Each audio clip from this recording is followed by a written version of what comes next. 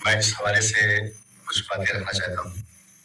कभी चंद दिनों पहले कुछ बातें सोशल मीडिया पर आई, जिनके सबब कुछ दिक्कतें महसूस हुई।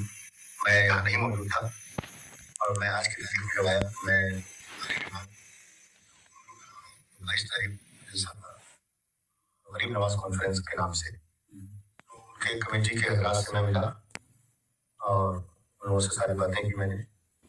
सारे मामला के हवाले से जो सोशल मीडिया पर मामला आए थे, वो सारी चीज़ें मुझे मालूम हो चुकी थी। मैं कुछ उसके हवाले से बोल ना सका, तो मैं ज़रूरी इसलिए समझता हूँ इस बात पर अपनी बात करना, ताकि ये सारी बात आज खत्म हो जाए यहीं पर। कमेटी वालों से गुफ्तगू की मैंने, मनोवर साहब से गुफ्तगू की।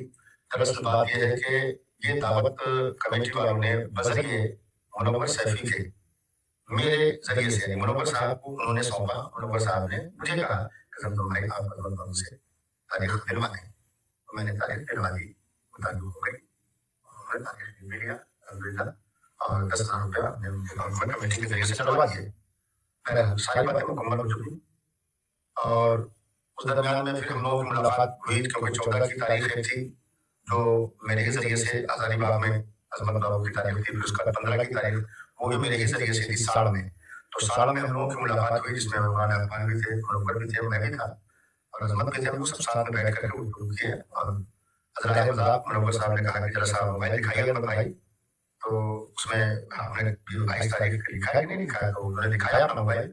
तो अल्हम्दुलिल्लाह उस 22 तारीख को नवंबर की तारीख लिखी हुई थी उनके मोबाइल में। और वो भी मैंने फिर उनको बताया, मैंने कहा कि ऐसा है बाबू, मैं उस प्रोग्राम में नहीं रहूँगा, लेकिन सारी ज़िम्मेदारी आपकी मैंने मुनव्वर साहब को सौंप दी है।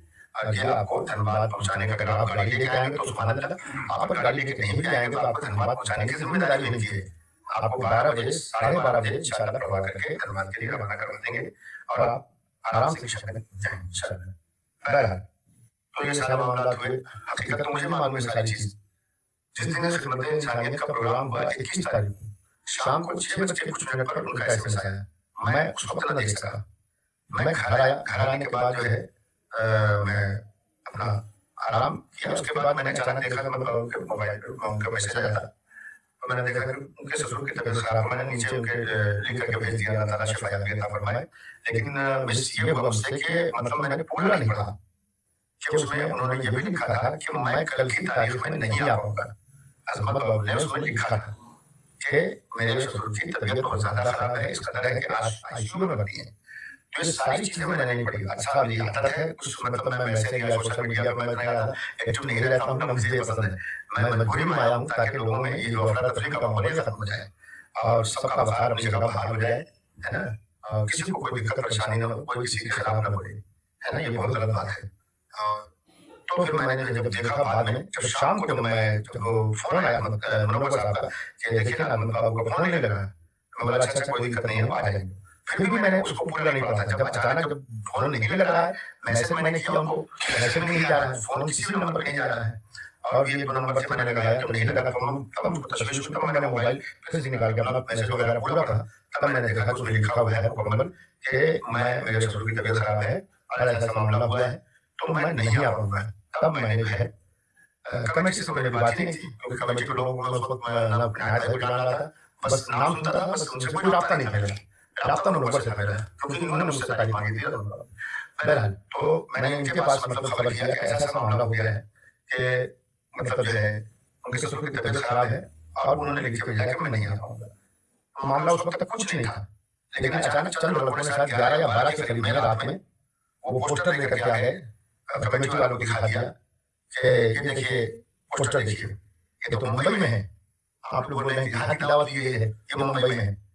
अब उस वक्त जलसे जब कराते हैं तो यकीनन पूरे गांव का जलसा होता है, चंद लोग कराने वाले होते हैं, चंदा लेकर सारे लोगों से वो जलसा करते हैं। तो जिस तरह एक शायर पर प्रेशर होता है, एक मुखर्रिर पर प्रेशर होता है, उसी तरीके से जलसा की कमेटी पर प्रेशर होता है आवाम का। तो वो अपने प्रेशर में आकर के अब वो सारा प्रेशर निकाल दिया इन लोगों ने मुनव्वर पे, क्योंकि कमेटी वालों ने इनको रखा था कि आप दाव दीजिए, तो ये बौखला गया बेचारा। अब ये क्या करे, ये टेंशन में आ गया, है ना। अब उन लोगों ने वीडियो बना दिया जो नहीं बनाना चाहिए था।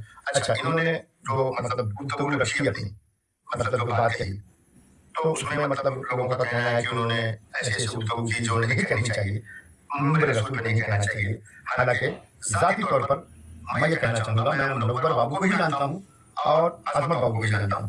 वो मेरे भाई की तरह है, मेरा छोटा भाई है, वो कह लीजिए बेटे की तरह है मेरे, और हमेशा से मुझे बहुत अजीज रहा है और अजीज है। ठीक है ना।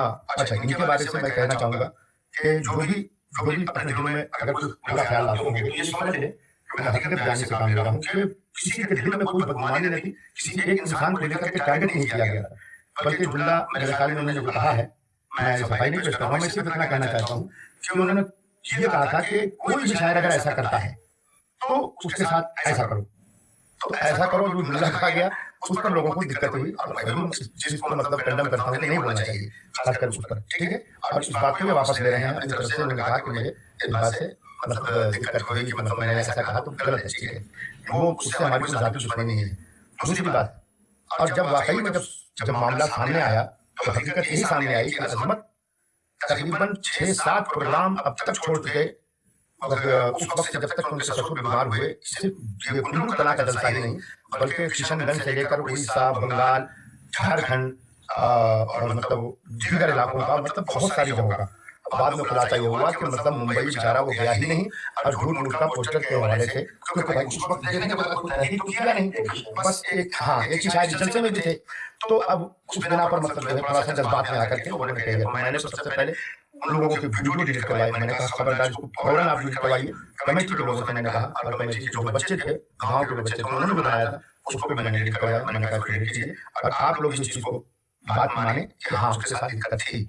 अब इंशाल्लाह कभी आपके यहाँ जलसा होगा, आप बनाएंगे, वो खाएंगे आपके यहाँ इंशाल्लाह। और दूसरी बात, आज पता चला कि उनके ससुर साहब का इंतकाल हो गया।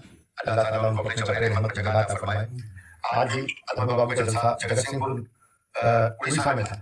सुबह में रात में मेरे पास फोन आया कि आप कह दें अजमत बाबू से किसी तरह पहुंचाएं।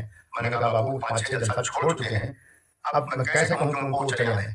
आप इसी तरह उसका जलसे का आप किसी तरीके से कीजिए, वो बहुत मुश्किल है बेचारा। तो जाहिर सी बात है, तो ये सारी बातें क्लियर ये है कि ये सिर्फ गलतफहमी की बिना पर हो गया, सिर्फ थोड़ी सी मिसअंडरस्टैंडिंग जो भी कह लीजिए, जो समझ ना पाने की वजह से बस फौरी तौर पर हो गया।